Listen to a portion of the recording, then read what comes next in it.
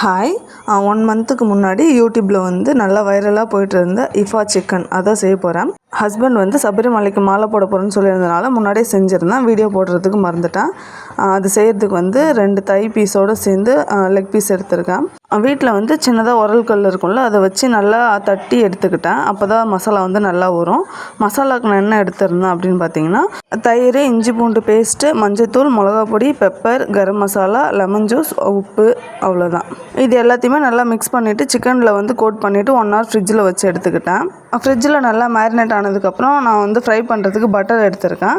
பேனில் கொஞ்சமாக பட்டர் சேர்த்துட்டு 2 பீஸ் சிக்கனுமே வச்சுட்டு மூடி போட்டு ஒரு 5 minutes விட்டுட்டு திருப்பி போட்டுட்டு ஒரு 5 minutes இதே போல் நல்லா ஃப்ரை ஆகுற வரைக்கும் திருப்பி போட்டு மூடி வச்சு வேக வச்சுக்கிட்டேன்.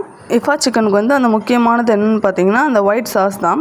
அதுக்கு வந்து 2 பாயில்டு எக்கோட வெள்ளைக்கரு எடுத்துக்கிட்டேன். அது கூட ஒரு 4 பல் பூண்டு, கொஞ்சமாக ஃப்ரெஷ் க்ரீமு, அப்புறம் கொஞ்சம் சீஸ், லைட்டாக உப்பு, அப்புறம் கொஞ்சம் சர்க்கரை போட்டு மில்க் வந்து கன்சிஸ்டன்சி அட்ஜஸ்ட் பண்ணுறதுக்காக ஊற்றிட்டு நல்லா அடித்து எடுத்தோம்னா அந்த சாஸ் ரெடி. சிக்கன் வந்து 2 சைடும் நல்லா வெந்து வந்ததுக்கப்புறம் அந்த சாஸ் எடுத்து அப்படியே நல்லா ஸ்ப்ரெட் ஆகிற மாதிரி ஊற்றிட்டு ஸ்டவ் ஆஃப் பண்ணிவிட்டு மூடி வச்சுருங்க. ஒரு 10 நிமிஷத்தில் பார்த்தோம்னா அது ரெடி ஆகிடும். இதை அப்படியே சுட எடுத்துன்னு போய் வச்சு சாப்பிட்டோம்னா டேஸ்ட் வேறு லெவலில் இருக்கும். அந்த சாஸோடு வச்சு சாப்பிட்றதுக்கு அட்டகாசமாக இருந்துச்சு. பெரிய பாப்பாவுக்கு ரொம்பவே பிடிச்சிருந்துச்சு. அவளோட வாயை பார்த்தாலுமே உங்களுக்கு தெரியும் எந்த அளவுக்கு விரும்பி சாப்பிட்டான்னு. நீங்களும் ஒரு வாட்டியாவது ட்ரை பண்ணி பாருங்கள். நாளைக்கு பார்க்கலாம். பை.